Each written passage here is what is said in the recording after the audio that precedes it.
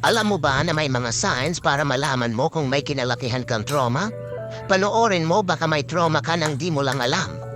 Mayroong 4 na signs ng trauma na di mo alam pero lagi mong ginagawa.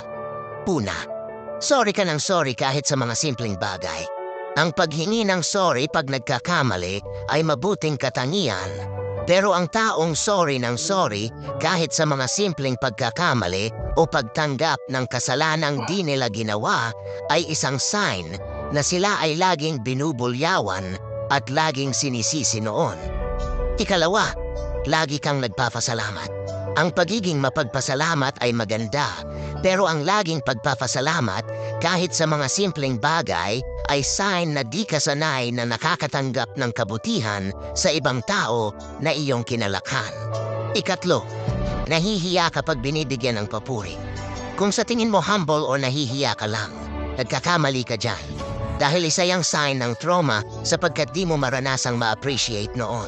At panghuli, di ka humihingi ng tulong o kaya nahihiya kang humingi ng tulong sa iba. Kung akala mo strong at independent person ka, nagkakamali ka dyan.